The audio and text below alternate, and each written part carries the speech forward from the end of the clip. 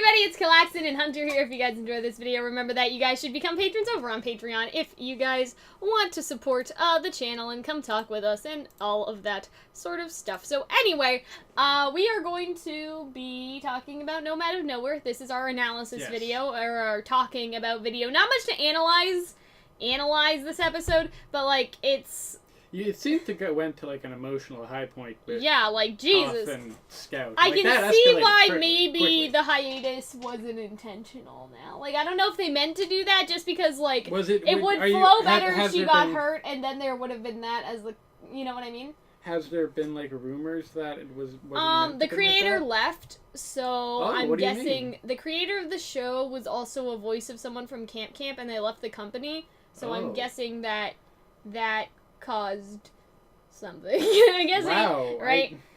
So why did they leave? Is there I don't know. I don't know if there was unsubstantiated drama about that as well. They didn't say drama. Like I think I don't know. I don't know why I don't know if they said that they left or whatever. Like I'm guessing. I mean, it could be a number of things. Like remember when Mika moved? Like she moved out. Yeah, she moved to LA or whatever. You know, just be like a Aaron and Kara. It could be like creative differences. Like it could be a number of different things. Like maybe he created the show for them, and like I could make an idea and be like, here you go. You know what I mean? Like maybe that was just sort of what he wanted to do. Maybe he didn't want to necessarily take a director role or a writing role, right? Maybe he just had the concept. Because also that's probably pretty good for a resume. So I don't doubt he could have gotten creative work other places. Yeah, and maybe had a bigger budget for him, whatever the case may be. Yeah, and I think too, right? Like.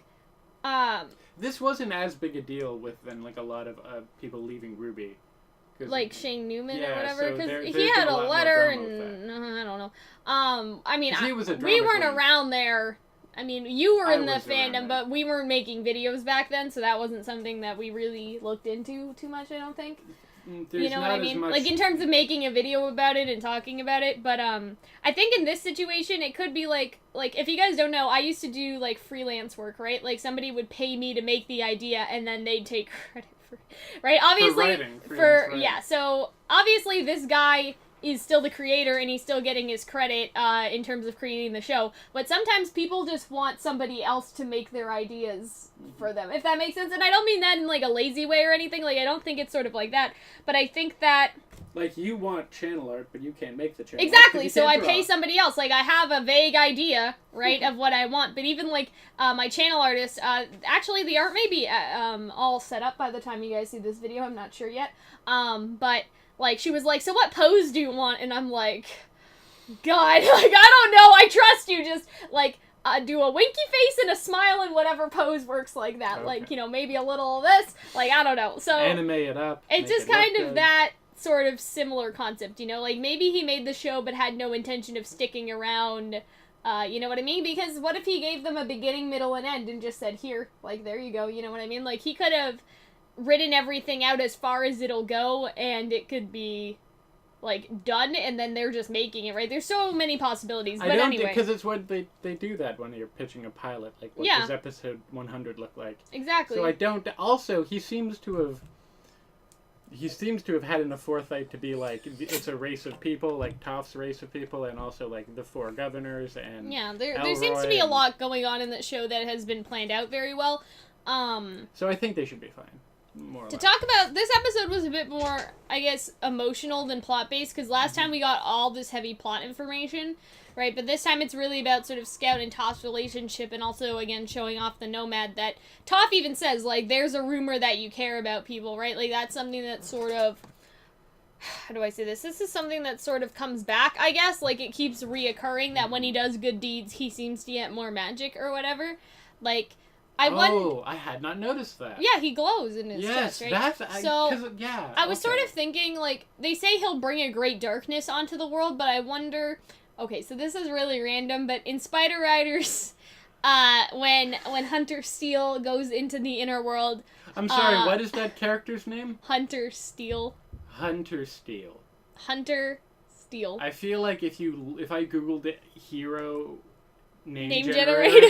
Hunter Steele would be like the third option I would Anyway, so the idea is that the earthen is sort of a legend to bring upon great destruction to the world, and then the princess, her name is Sparkle, I think. Princess Sparkle says... Princess Sparkle? If you got the princess name generated, Sparkle will be number one. Hunter Steel, at least it's like Ray, Danger, Maverick, Explosion. Princess Sparkle says, well, will he bring destruction to us or to them? So it's sort of unclear whether or not... And I really like that line. Like, I think that may be, sadly, the best line in Spider Riders, despite it having 50 episodes, and that's in the first episode. So you can see where we're going with that. But it could be the same. If the Nomad is meant to bring great darkness, does it mean great darkness on bad people? Like, obviously, like, Elroy and you know, all of the other people. Because it's sort of like the winners write history, you know what I mean? So the Nomad bringing great darkness to take out the governors and stuff, like if the governors were writing this story, obviously the Nomad would be the villain, but in this case it's sort of like he may be the good guy after all, you know what I mean? Like it could just be one of those things. In terms of Scout and Toph, like I'm really enjoying how I see their relationship develop, because it's clear that I think Toph really cares about Scout, but her care for Scout is hurting the mission into her eyes, right? And so I feel like that, and I feel like too, I'm glad that they confirmed that Scout has a crush on her. Like I would like to see that more in the show. Like obviously it's obvious, but I'd like that verbal confirmission just because, like, you know what I mean? Because that's like a couples fight. Like, yeah, I agree. You know what I mean? Fight. And I kind of understand where both of them are coming from. You know, like I understand sort of what Scout means. Like obviously, you know, she wants to help Toph, but the thing, like, Toph seems to demand and not actually ask. She doesn't see it as a partnership, you know what I mean? And she was very implicit about not seeing it as a partnership, dare I say. Toph, I understand how she feels, I guess. Like, she's trying to do what's best for her people, and her feelings are getting in the way. It's almost like duty versus following your heart sort of thing. The other thing, though, is that... I don't know how to explain this. This is a little weird, I guess. But we kind of get an inkling of what their backstory is. Like, Scout was assigned to Toph in some capacity, and then they became friends. So I wonder if... Or became friends. Whatever. You know what I mean? So it seems to me... And again, I'm not sure how to explain this, that there's some sort of organization that must have assigned Scout for her expertise, right? So I wonder if there's some sort of academy, not similar to Ruby, but like an actual academy, right? Because she is book smart. University. Like, not a Huntress Academy, but some sort of university or some sort of clearly not a Huntress. Scholarly organization that assigned them. I guess that's the easiest way to say it. I don't know. But yeah, so that's just kind of my idea in terms of that. In terms of everything else, like, it's kind of nice to see that the show does take a light and dark turn, right? Like, Taurus is obviously very threatening, and I'm sure he could be threatening in a different capacity, but he's also very casual with the Dawn. And Dawn's very funny. Paragon is pretty funny. I love his bow chews. You also mentioned how, like, they call the Calxiyn. Yeah. So we may see the Calxiyn later. Yeah. Also, that's a great name for a murder-bound death pit. And I think it does this balance without actually suffering, if that makes sense, because a lot of shows suffer from tone issues, right? Yeah. But I think this one does a good balance between sort of being funny and then also being very serious, because you get that impression that, yes, this guy is very casual and may not be as menacing, but that's because they're trying to have sort of a friendly conversation. Like, imagine if things, you know, went south, maybe things would be a little different.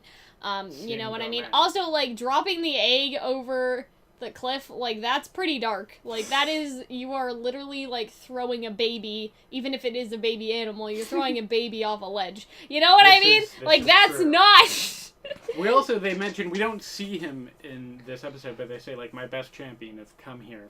So it seems like the governors also have champions, and so... Yeah. Well, no, because he has a Coliseum, so maybe, like, the champion of the Coliseum. Yeah, and so that's pretty interesting, too. I like how they're building up the world. Like, it's not a lot of exposition. Like, for example, again, that line with Scout... They learned from Ruby. I'm gonna have to reassign you, right? Like, that's a very casual line that's not trying to force exposition down our throats, you know what I mean? But at the same time, it tells us something. It tells us something about how this sort of came to be, like, how they're...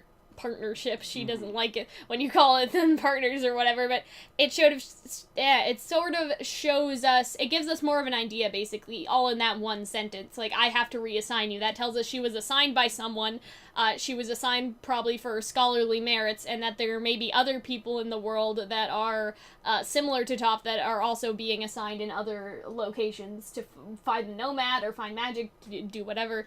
I also get the sense that, like... Sort of the same thing with the races, too, not to interrupt you, but... Toph says that she'd throw, like, a bunch of eggs, and she also says something to the Nomad, like, if you really wanted to help people, you'd come with me, right? And so that gives us an idea that the situation must be really bad. Yeah, with that, you get the sense that Don Paragon, like, may not have total control of the castle, and that he will get usurped. And there's the idea that if that happens, then Toph and Scout and the Nomad might finally join up. I know I've been talking about that for a while at this point, but yeah, this seems more likely now with what we know about the instability. Anyway, I would love to keep going, but the Adam trailer is actually out, so we gotta go. So I hope that you guys enjoyed our analysis. If you did, you guys should become patrons over on Patreon, talk about the show with us, stuff like that, and we will see you guys later. Bye. Hey everybody, thank you guys for watching this video, and thank you very much to our $10 patrons who get to request video topics for us to do every month. Thank you to our $5 patrons who get early access to all of our videos. And last but not least, thank you to our $1 patrons who get access to the Discord server, Patreon polls, all of that sort of stuff. And so if you guys want any of those perks, you guys should check out our Patreon, and I'll see y'all later. Bye.